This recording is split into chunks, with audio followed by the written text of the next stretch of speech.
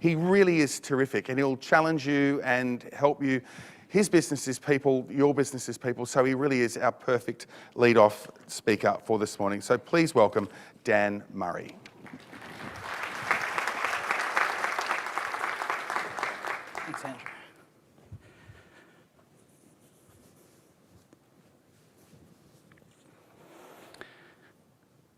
So I looked out the window and I knew something was wrong. It wasn't something wrong with the plane, it was something wrong with me.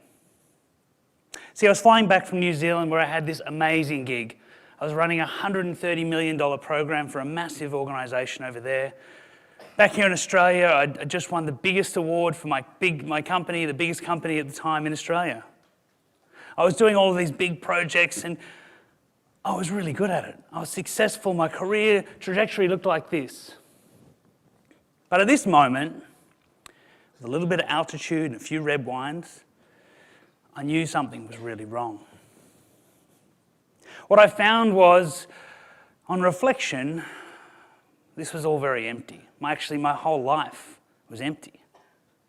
Every project I did was a bit like doing a Sudoku. Like when you're doing it, it's intellectually stimulating, and when you finish, what do? You just turn the page. No one cares. And I realised at this point that despite everything, I was broken. And at that point, my whole life fell apart. I went through a marriage breakup, I went through all sorts of challenges, I left my career, and I was lost.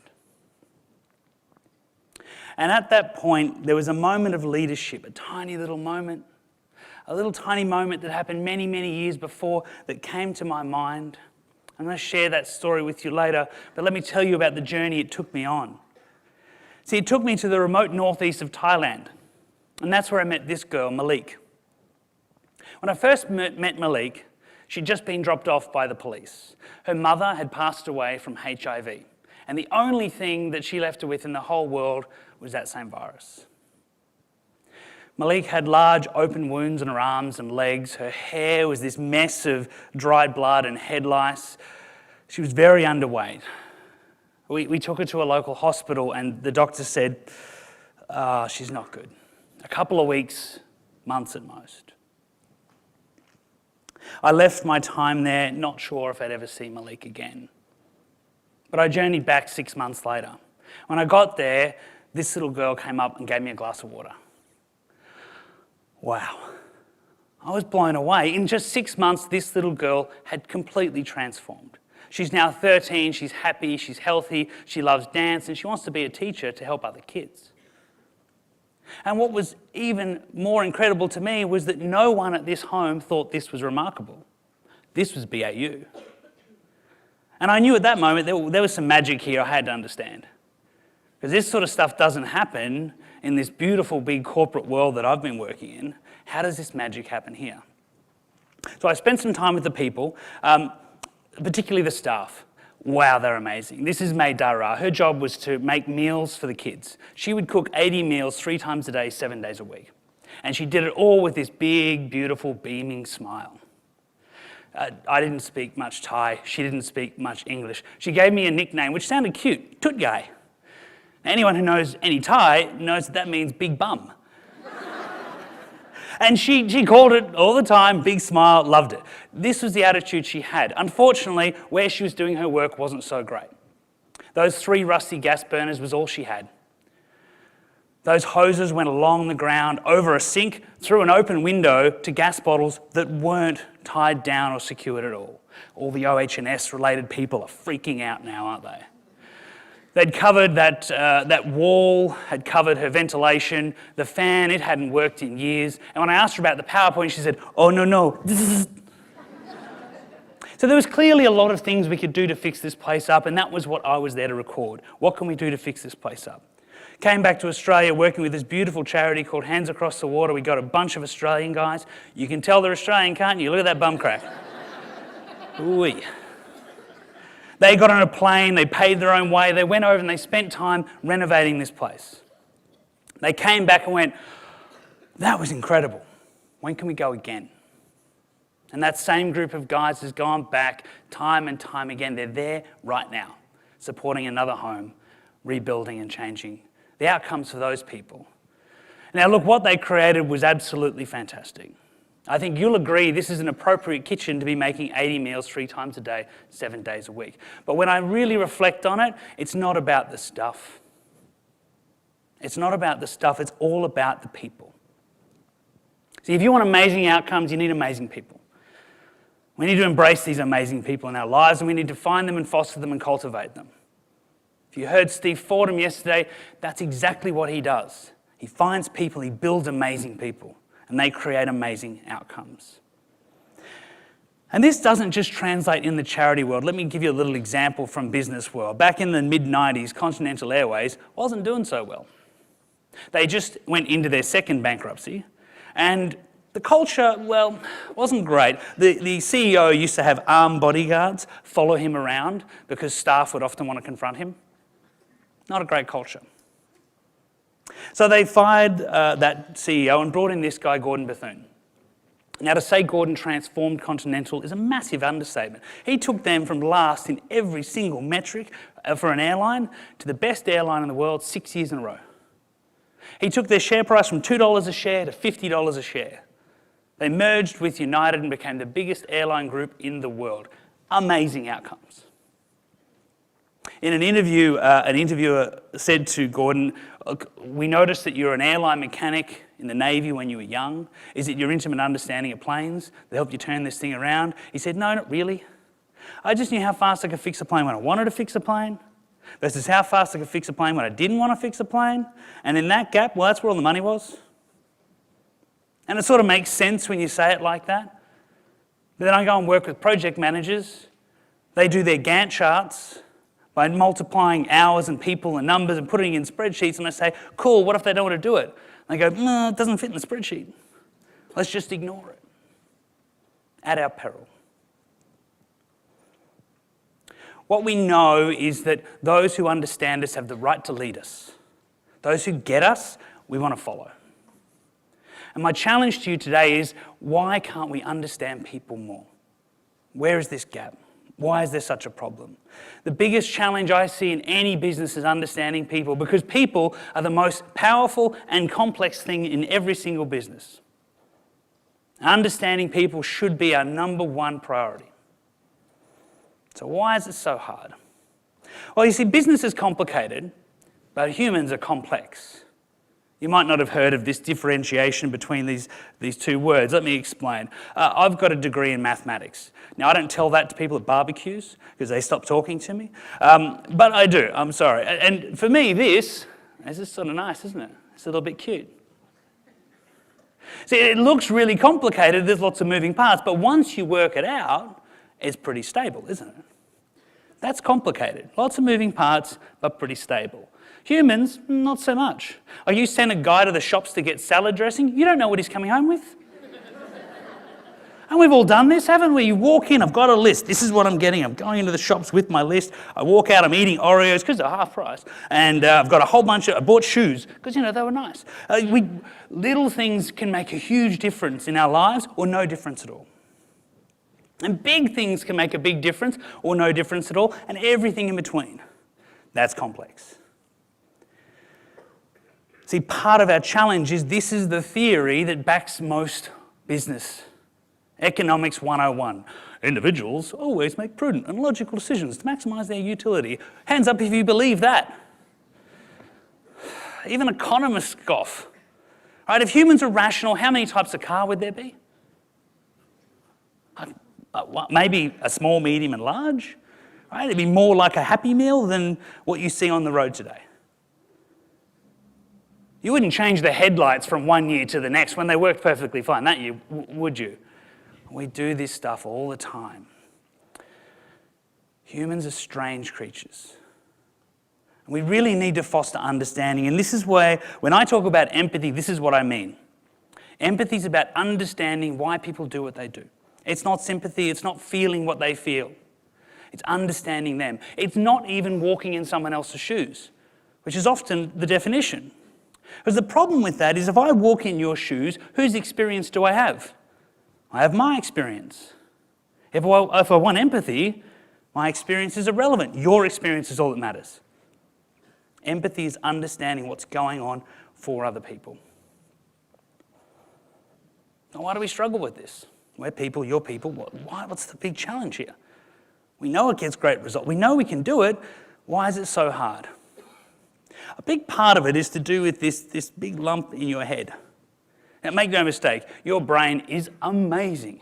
You have 85 billion neurons connected through trillions of pathways. Your brain is the most complex system in the known universe, and it's in your head. How lucky are you?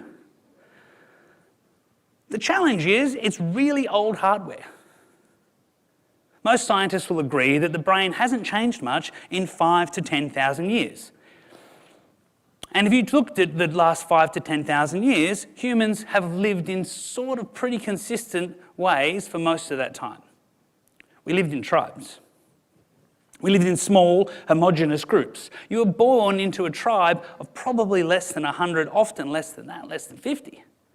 And all of those people sung your songs, danced your dances, ate your food. Everything was consistent and nice and homogenous. You lived in a relatively stable environment. You didn't move too much. And the people over there, they were them. They weren't us.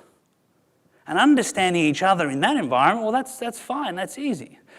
It's just if you looked at that book of human history, suddenly you get to the last couple of pages, we have huge explosion in diversity, in technology, in interconnectedness, in globalization.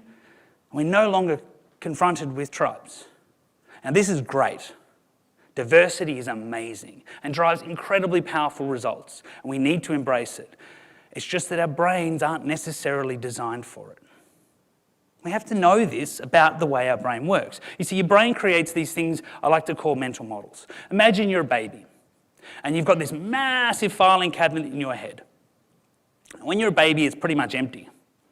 From day one, you start learning things. You start writing out these little punch cards on what things are and how they work and how they interrelate, and you learn what a chair is and what a table is, and you know how they go together. And if you see a table and chairs in front of a shop, it's probably a cafe or a restaurant, and all of these associations get written down on these little cards, and it forms this beautiful way of understanding the world in your brain. And what we know is you get to about the age of 15 or 16 and you slow down dramatically on filling out new cards. You're pretty confident that you know everything. If you're not sure on that, go and ask a 15 or 16-year-old. They will tell you they absolutely know everything. But all of that stuff isn't what we think it is. We often think that all of that stuff is objective fact. It's things that we've learned and it's truth. And it isn't necessarily. Let me give you an example. Imagine a guy named Barry. Now, if someone in here is named Barry, I apologise, I'm about to say nasty things. Ask the person next to you to console you. It's not about you, I'm sorry. Now, Barry is a bit of an asshole. Barry, he moves to the city. He's never really mixed with people not like him. Moves to the city and he starts catching the train here in Sydney. Now in Sydney, if you're not from Sydney, you don't line up to get on the train, but you sort of get on after the person in front of you. Now one day Barry's there and he sees a person who looks like they're from India. Now he doesn't know much about Indian people, but what he notices is they walk up to the edge of the train and they just sort of slide on at the same time other people are going on. Barry pulls out this card from the back of his mind and it says Indian people, not much on there, doesn't know much. Writes on there, that's a bit rude at getting on the train. When he files it away, he doesn't file it at the back, he files it at the front. He's looking for it now, right? Goes to the train station again, sees it again. Oh, these people must be rude at getting on the train. And really quickly, Barry can form this as an objective truth that he believes is real. Now, there's two big problems here. One, if we ask that person, are you rude at getting on the train? They would say, no, I was just getting on the train. And two, if we put Barry on a platform in Mumbai, he will never, ever get on a train. These things, these cultural identities that we build aren't facts. They're our subjective beliefs at best.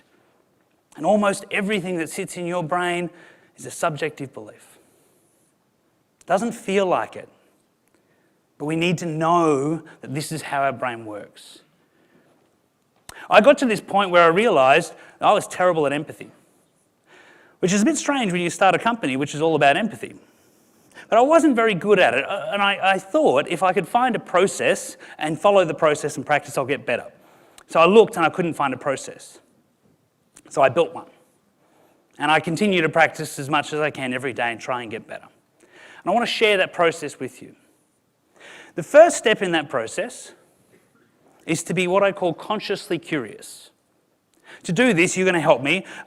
Look at this image, and I want you to answer 3 questions about this image you see. 1, when you see this image, what are the thoughts and ideas, words that come to your mind? 2, what would Barry say, our friend from the train, if he saw this image? What words would come to his mind?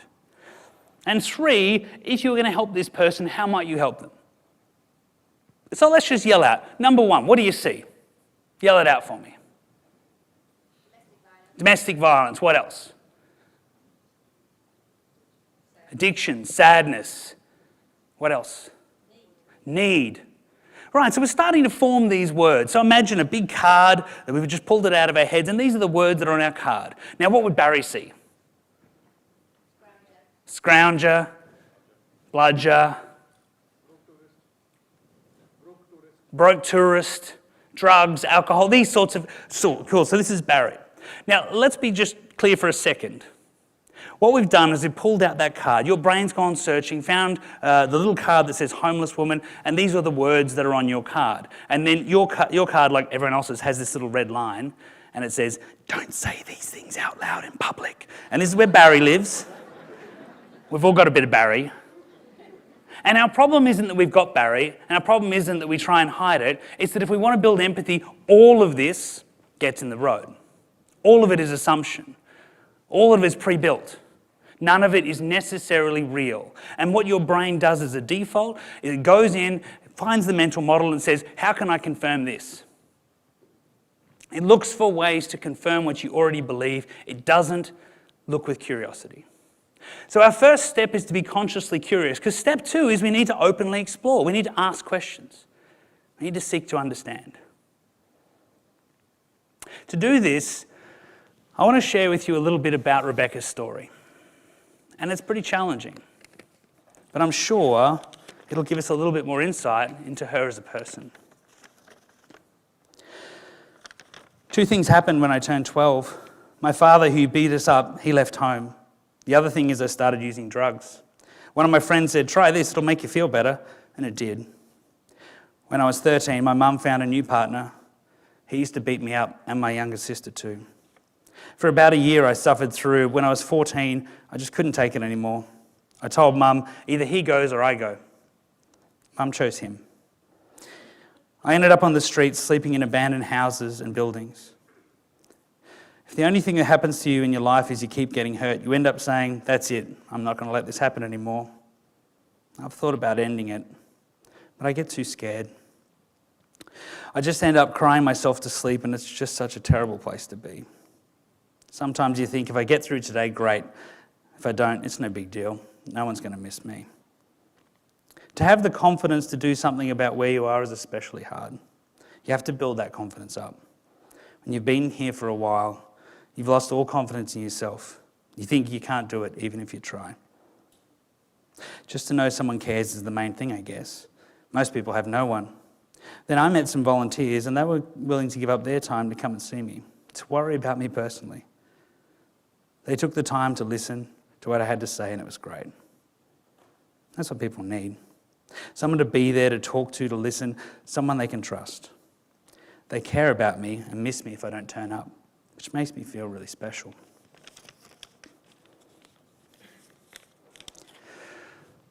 Once we've had time to openly explore, then we can move on to step 3. Now we can challenge our model. Now we can pull that little card back out of our pocket that we hid away. We can look at this new information, and we can make any changes we want. This is the process of changing your mind, and you're free to do it anytime you like. And from there, you can make better decisions. Make better decisions to help people. This is what I call leading with empathy. You see, if I asked you before, how might you help her? Many of you might have said food or money, giving them something like that. But what's she really missing? Confidence. What does she really need? someone to talk to.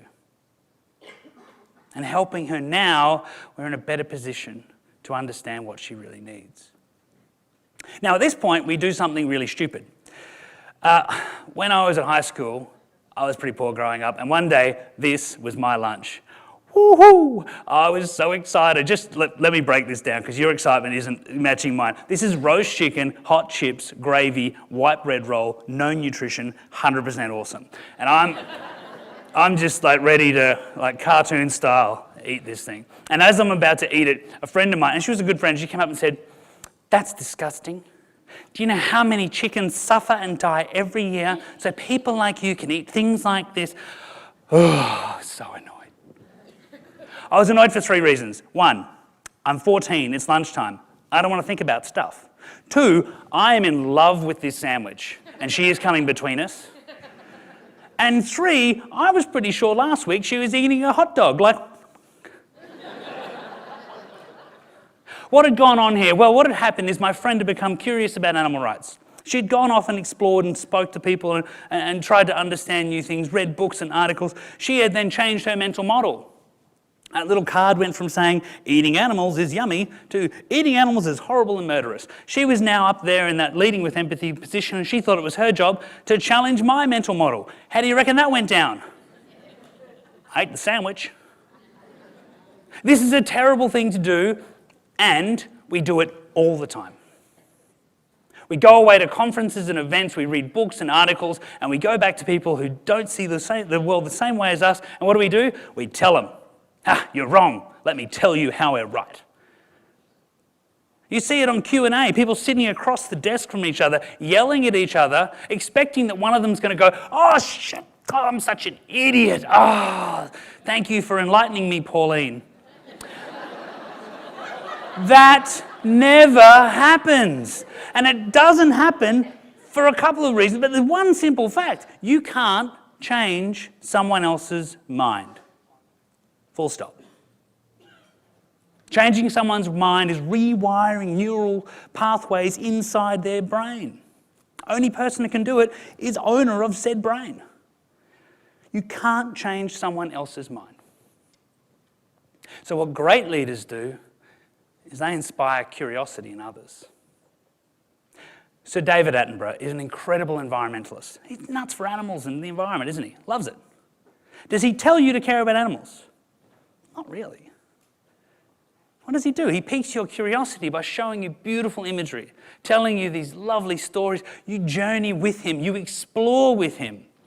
He opens your mind, and then you can change your mind or not. That's up to you. You can make new decisions or not, that's up to you. What great leaders do is they inspire curiosity in others.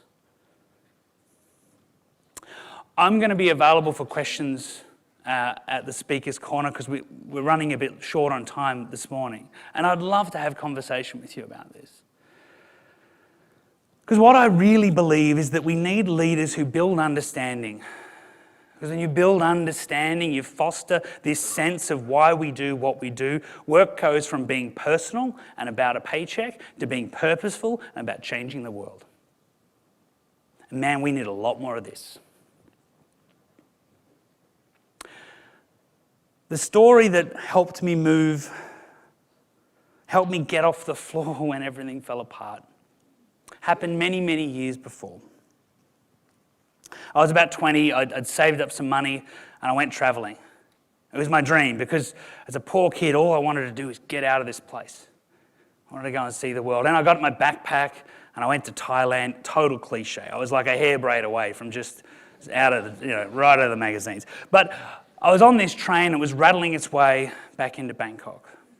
It was an overnight train from Chiang Mai, and it was making its way through the back streets, and the smells of Bangkok were starting to hit us and woke me up. And as I was waking up, I saw a woman dressed in a uniform carrying a small wooden box, and she was walking down the aisle of the train, and she was collecting money from passengers who'd bought some food or drinks on the train trip.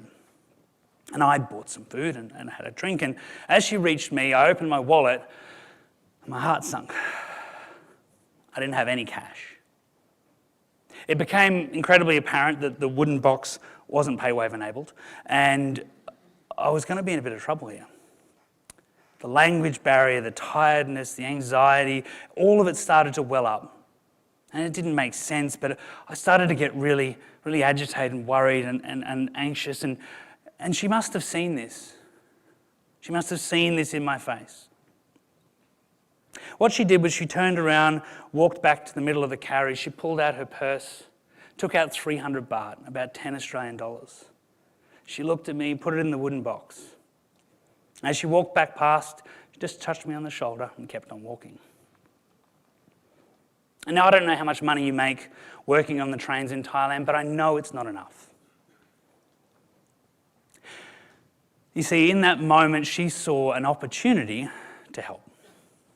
She saw an opportunity to connect and make a difference in someone's lives. And she decided to take it. These moments of understanding, these moments of leadership, they don't have to be big.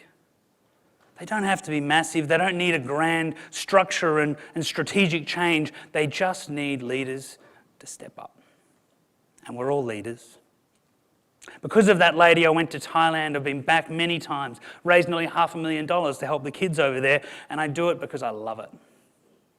I never got to say thank you to her.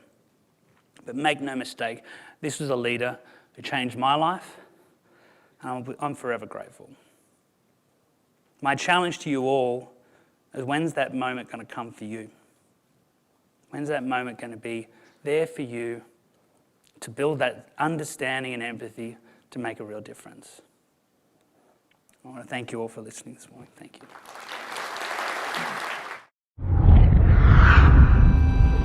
For more information, visit our website, empathicconsulting.com.